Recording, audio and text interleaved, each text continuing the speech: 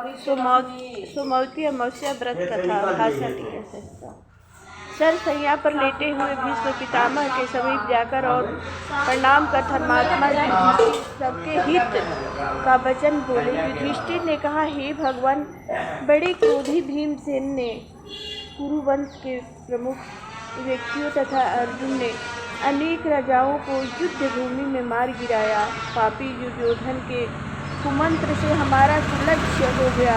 देखिए, अब इस पृथ्वी पर बालक या वृद्ध के सिवाय कोई राजा नहीं बचा है। इस भारत वंश में केवल हम 5 भाई हैं। इसी कारण यह एक छत्र राज्य भी मुझे नहीं भाता। मुझे तो अपने जीवन पर भी गलानी होती है। मुझे अपने अंगों पर भी प्रेम नहीं है रहा।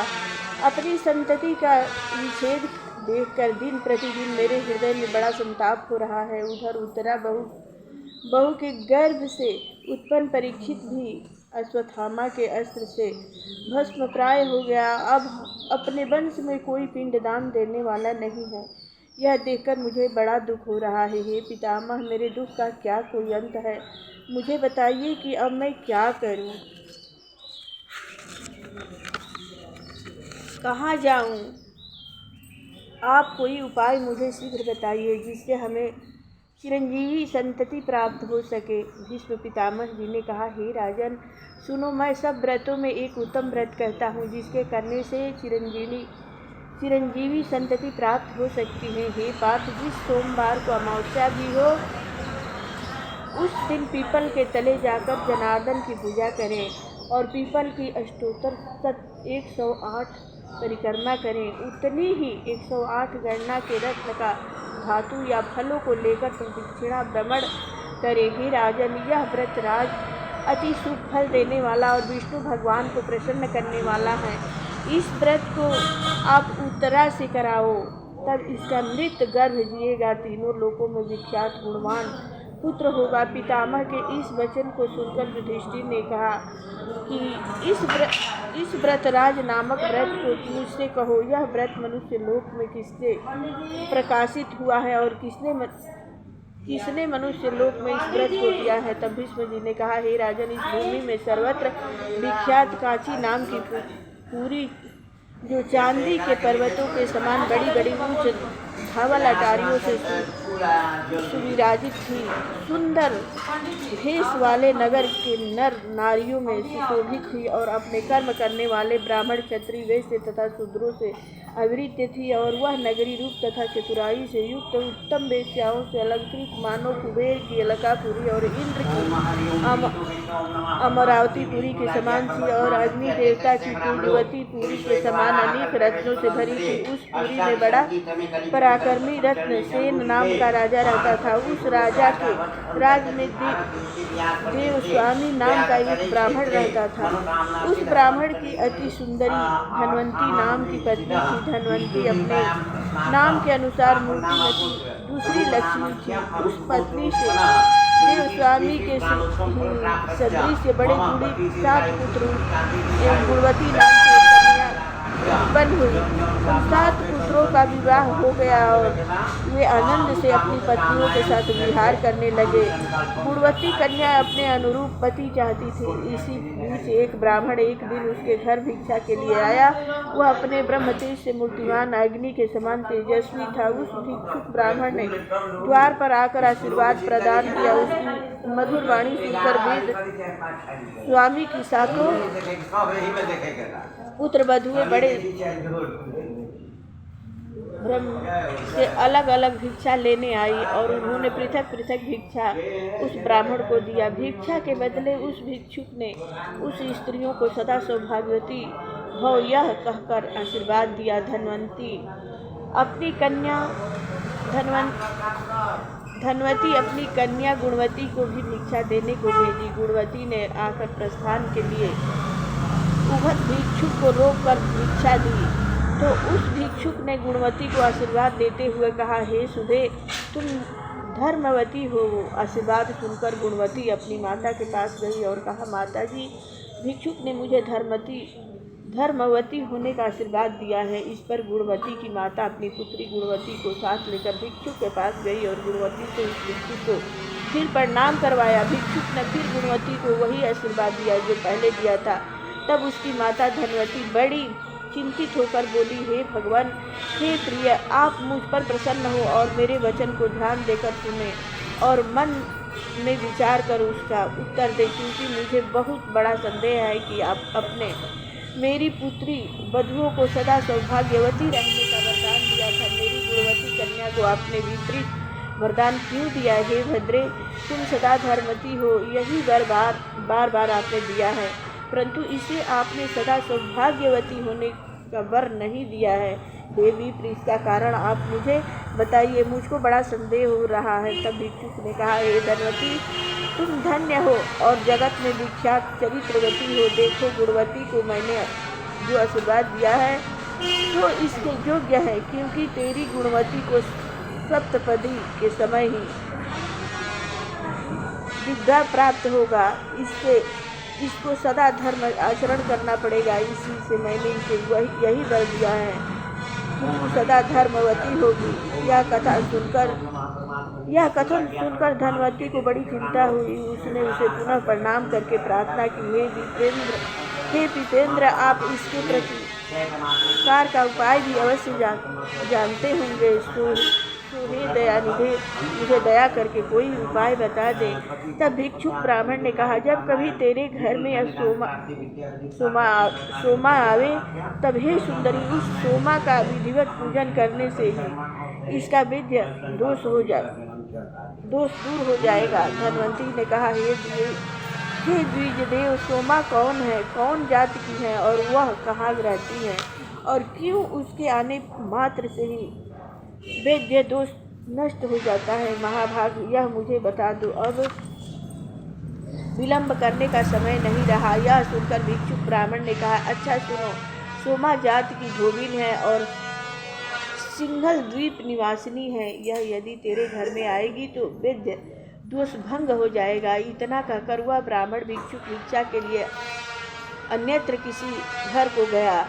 तब धनवती ने अपने पुत्रों से कहा, हे पुत्रों, तुम्हारी बहन गुणवती का सोमा के आगमन मात्र से ही विद्या दोष दूर हो जाएगा। तो जिसको पिता की भक्ति तथा माता के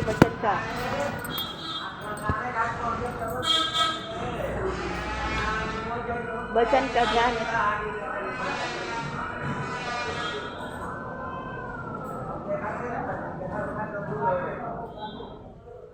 गया। इतना कहकर वह ब्राह्मण भिक्षा सोमा के आगमन मात्र से भी दोष हो जाएगा। जो जिसको पिता की भक्ति तथा माता के वचन का ध्यान हो, वह अपनी बहन को साथ लेकर सोमा को लाने के लिए जाए। पुत्रों ने कहा, हे माता, तुम्हारे अंतःकरण का भाव जान लिया है, तुम्हारा हृदय पुत्री के स्नेहवश व्याकुल है। यही कारण है कि तुम पुत्रों को सोमा को लाने के लिए दुर्गम स्थान में भेज रही हो, क्योंकि उस मार्ग में 100 योजन विस्तृत दुर्लभ दुस्तर समुद्र आ पड़ता है। उसे पार करके जाना आना साधारण काम नहीं है। हम वहाँ जाने में सर्वथा असमर्थ हैं। देव स्वामी ने कहा, मैं 7 पुत्रों का पिता होकर भी निपुणता हूँ। अच्छा, कोई मत जाओ, मैं स्वयं सिंघल द्वीप जाऊँगा और पुत्री का वैद्यनाश करने वाली सोमा को जैसे बनेगा लाऊंगा। कुपित पिता देव स्वामी के वचन सुनकर उसी समय विश्व स्वामी नाम के सबसे छोटे पुत्र ने कहा, पिताजी, आप इस तरह क्रोधित मत हो और ऐसा वचन ना कहें। भला मेरे रहते सिंघल द्वीप जाने को दूसरा कौन समर्थ हो सकता है? सो आप क्रोध त्याग दे, मैं ही गुणवती बहन को साथ लेकर सिंघल द्वीप जाऊंगा। ऐसा कहकर शिव स्वामी उठा और पिता को प्रणाम करके अपनी बहन गुणवती को साथ लेकर सिंघल द्वीप को चल पड़ा। वह बहुत दिनों में जाकर समुद्र के तीर पहुंचा और समुद्र को पार करने के लिए विश्वस्वामी ने बहुत प्रयत्न किया। विश्वस्वामी ने उसके समीप में ही एक बड़ा भारी वट वृक्ष देखा। उस वृक्ष के खोटे में गिद्ध के बच्चे रहते थे। उसी के नीचे बैठकर विश्वस्वामी और गुणवती ने वह दिन बिता दिया। उसी समय वह गिद्ध गिद्ध बच्चों के लिए चारा लेकर आया और उन बच्चों को चुगाने लगा। उस दिन शावकों ने गिद्ध से चारा नहीं खाया। तब चिंताकुलित मन वाले बच्चों से गिद्ध ने कहा, हे पुत्रों, तुम भूखे होकर भी आज चारा क्यों नहीं चुग रहे हो?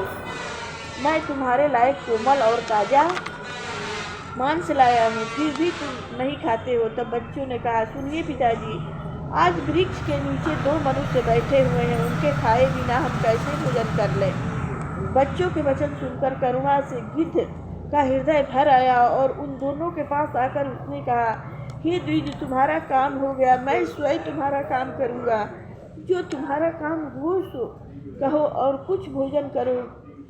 विश्व स्वामी ने कहा, मैं इस समुद्र पार सिंहल द्वीप को जाना चाहता हूँ और यही इच्छा है कि इस गुणवती का वेद्य नष्ट करने वाली सोमा चली आवे। वह गिद्ध बोला, मैं कल प्रातः काल ही तुमको इस समुद्र के पार पहुँचा दूंगा और सोमा नाम वाली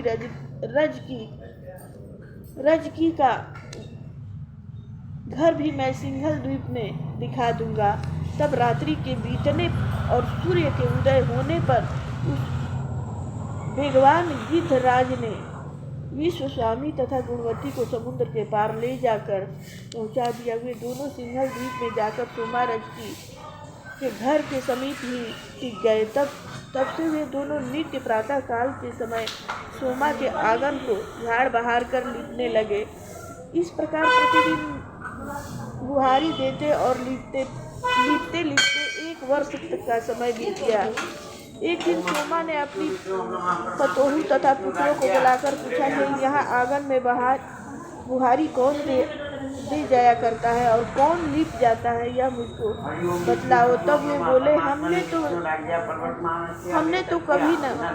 हमने तो कभी नहीं बहारी लगाई और न लिपा ही है। सुनकर सोमा को बड़ा विस्मय हुआ।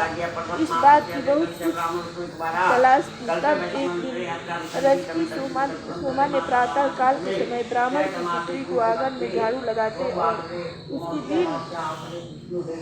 भाई को आंगन में गोबर से लीपते हुए भी देखा। तब सोमा ने उनसे पूछा कि तुम कौन हो? उन्होंने उत्तर दिया, हम दोनों ही ब्राह्मण हैं। तब सोमा ने कहा, हाय, ऐसा कहकर कहा, तुमने मुझे भस्म कर दिया। तुम दोनों ब्राह्मण होकर भी मेरे घर में झाड़ू लगाते और लिपते हो। हाय, मैं इस पाप से कौन सी गति पाऊंगी, क्योंकि मैं तो जात की रजकी गोविंद हूँ और आप ब्राह्मण हैं। तुम ब्राह्मण होकर मेरे घर में बुहारी देते हो, यह नीति विरुद्ध काम तुम क्यों करते हो? विश्व स्वामी ने कहा, यह मेरी गुणवती नाम की सुमध्यमा बहिन है। इसके भावर पढ़ते ही वेद्य होना लिखा है और सो तुम्हारे समीप होने से इसका वेद्य नष्ट हो जाएगा। अतएव मैं अपनी भगिनी गुणवती को लेकर तुम्हारी सेवकाई करने को यहाँ आया हूँ। सोमा ने कहा, बस अब तुम आज से यह काम मत करो। मैं तुम्हारी आज्ञा से जहाँ तुम कहोगे वहाँ चलूँगी, तुम्हारी आज्ञा पालन करूँगी। ऐसा कह घर में जाकर सती सोमा ने पतोहू से कहा कि मैं यहाँ से इनके साथ जा रही हूँ। आज से यदि कोई भी प्राणी मेरे राज्य में मरे तो तुम उसकी रक्षा करना। जब तक मैं न आऊँ तब तक किसी के कहने से अग्नि में जलाना नहीं। उसकी पुत्री वधुओं ने अपनी सास की बात को अंगीकार दिया। तदंतर वह स्वयं आकाश मार्ग से उड़कर क्षण में ही समुद्र को पार कर गई। तब वे तीनों एक निमेष में ही कांचीपुरी में आ पहुँचे। तब धनवंती ने सोमा को आई हुई देखकर प्रसन्न मन से पूजा की। इसी बीच में शिव स्वामी भी देशांतर से अपनी भगिनी के वर पाने की इच्छा से उज्जैनी नामक नगरी में चला गया। वहाँ से देव शर्मा ब्राह्मण का पुत्र रुद्र शर्मा, जो कि बड़ा गुणी था, उसे अपनी बहिन गुणवती के वर के हेतु लाया। तब रजकी सोमा के समक्ष गुणवती का रुद्र शर्मा के साथ विवाह होने लगा। तब सुंदर नक्षत्र सुंदर लग्न में देव स्वामी रुद्र शर्मा को अपनी कन्या दान करके दी। तदंतर जबकि विवाह मंत्रों से अग्नि में हवन किया जा रहा था तो भांवर लगते ही गुणवती का वर रुद्र शर्मा मर गया। यह दशा देखकर घर के सभी लोग रोने लगे, पर सोमा को कुछ आकुलता नहीं हुई और उन लोगों ने रुदन से बड़ा कोलाहल मच गया। तत्काल उस सोमा ऋषि ने गुणवती के लिए व्रतराज के पुण्य का संकल्प करके उसे दे दिया, जो कि अपमृत्यु का विनाशक है। उस व्रतराज के प्रभाव से रुद्र शर्मा तुरंत सोए हुए के समान उठ जाग उठा। इस प्रकार वह उस विवाह कार्य को समाप्त कर तथा व्रतराज का उपदेश देखकर उसने धनवंती से आज्ञा मांगी। इस प्रकार सोमा 2 दिन मरे हुए उस ब्राह्मण को खिलाकर हर्ष से पूर्ण मनोरथ होकर अपने घर को लौट गई।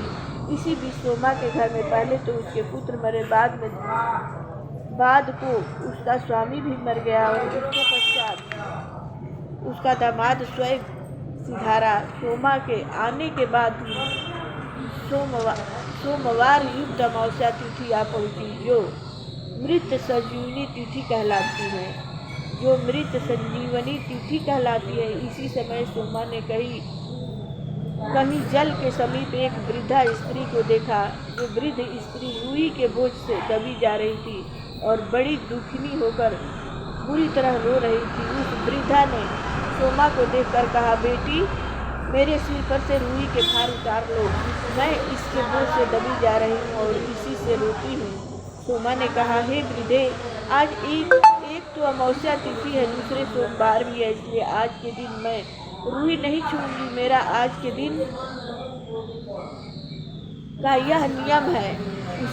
उसी जगह एक मूलियों का बोझ लिए जाती हुई अन्य स्त्री को भी सोमा ने देखा। सोमा को देखकर इस मूली वाली ने भी कहा कि मैं इसके बोझ से दब रही हूँ, तुम मेरा बोझ उतार दो और तनिक देर मेरे पास खड़ी हो जाओ, मैं भी तुम्हारे संग चलूँगी। सोमा ने कहा, क्या तुमको नहीं मालूम कि आज सोमवती अमावस्या का दिन है? तो मैं आज के दिन मूली और तूल का कभी स्पर्श भी नहीं करती।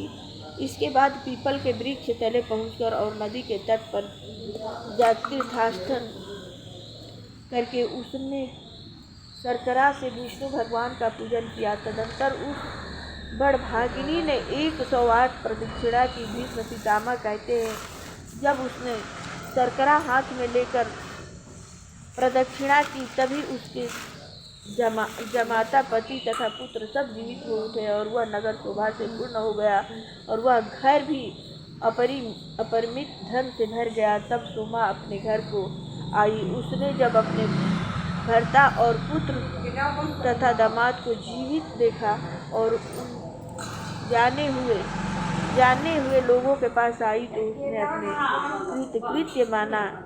तब सब पुत्र वधुओं ने आकर उस तपस्विनी को प्रणाम किया और यह पूछने लगी, हे देवी, आपके पति जमाता बंद मर गए थे, तब वे कैसे और किस तरह जी गए, यह हमें बताओ। सोमा बोली, मैं गुणवती को व्रतराज का पुण्य अर्पण किया था, उस पुण्यदान से इनकी आयु समाप्त हो गई, इसी से ये सब मर गए थे। फिर मैंने रुई और मूली का जो स्पर्श नहीं किया, और हे पुत्र वधुओं, जो पीपल में विष्णु का पूजन करके शर्करा को हाथ में लेकर 108 प्रदक्षिणा की, इस पुण्य के प्रभाव से पति जमात तथा पुत्र भी जी गए। अब से तुम सब भी इस व्रतराज का विधान अवश्य करती रहो, इससे तुम लोगों को भी वैद्य नहीं प्राप्त होगा और सदा सौभाग्य बढ़ता रहेगा।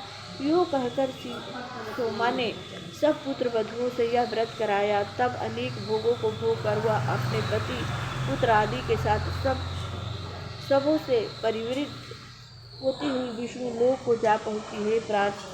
हे पार्थ, यह मैंने विस्तार के साथ आपसे कहा। युधिष्ठिर जी बोले, हे महाराज, इस व्रत का महात्म्य तथा विधि विस्तार से कहो। यह व्रत स्त्री या पुरुष किसे करना चाहिए? तब विष्णु जी बोले, हे पार्थ, जब सोमवार युक्त अमावस्या हो, उस दिन का पुण्य देवों को भी दुर्लभ है।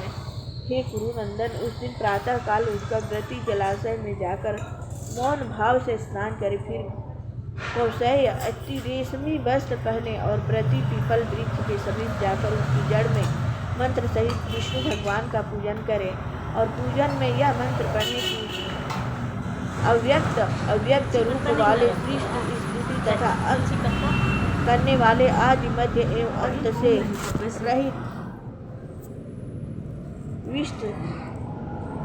विष्टर श्रवा भगवान को नमस्कार करें। यही विष्णु पूजा का मंत्र है। इस तरह पीतवर सफेद तिल के अक्षत विविध प्रकार के फल पुष्प तथा अनेक प्रकार के भक्ष्य भोजन ले तथा श्रेष्ठ पदार्थों से गोविंद का पूजन करें। तदंतर हे पांडव पुत्र पूर्वोक्त मंत्र से पीपल वृक्ष का पूजन करें और हाथ जोड़कर कहें कि हे भगवान, तुम अग्नि के आश्रय हो, गोविंद के उत्तम निवास हो, हे वृक्षराज, मेरे सब पापों को दूर कर दो, मैं आपको प्रणाम करती हूँ। फिर कहे कि हे देव, तुम जड़ से तुम ब्रह्मा जी के मध्य में से विष्णु भगवान के और मस्तक से शिव जी के स्वरूप हो। हे अश्वत्थ देव, मैं तुम्हें नमस्कार करता हूँ। यह प्रदक्षिणा मंत्र है। इस तरह पूजा विधि संपन्न करके प्रदक्षिणा करे। फेरी में मोती, मोहर, मूंगा, हीरा, मणि और कोई भी चीज हो उन्हें यानी 108 संख्या में लेकर उसे या किसी अन्य फल से पुष्प आदि को द्वारा फेरी दे अथवा उन्हें खाद्य सामग्री या अन्न से या घी से भरकर फेरी दे, यानी हाथ में लेकर पीपल की प्रदक्षिणा करता हुआ फेरी दे। जब तक संख्या पूर्ण न हो जाए तब तक भ्रमण करें। जो कुछ समर्पण की हुई चीजें हो उन सबको गुरु के निर्मित निवेदन कर दे। फिर सुहासिनियों का सोमा की प्रशंसा के लिए पूजन करें और ब्राह्मणों को अन्न दान देकर मौन भाव से स्वयं आप भी भोजन करें। हे भूख, इस प्रकार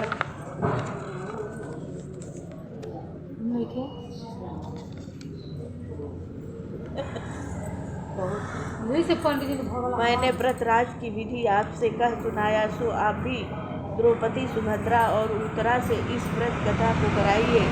इस व्रतराज को करने से उत्तरा के गर्भ का मरा हुआ बालक फिर से जीवित हो उठेगा।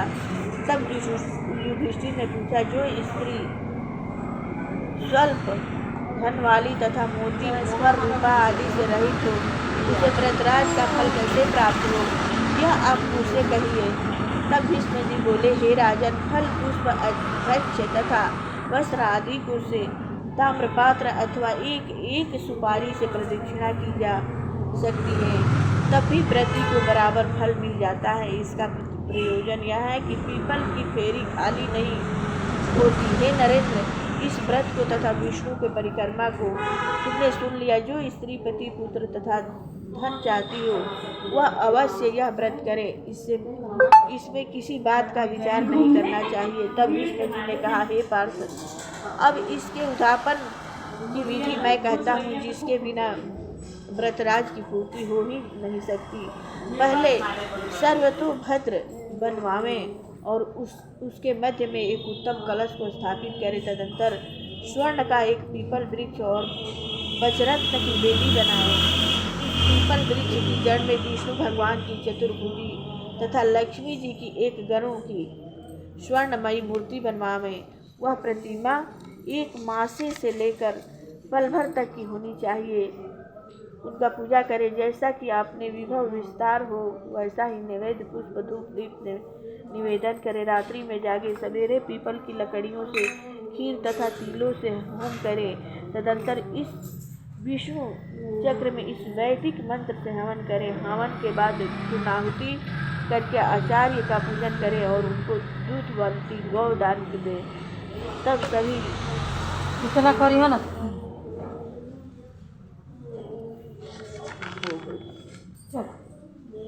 हाँ, आपकी ओम जय जगदीश हरे, स्वामी जय जगदीश हरे।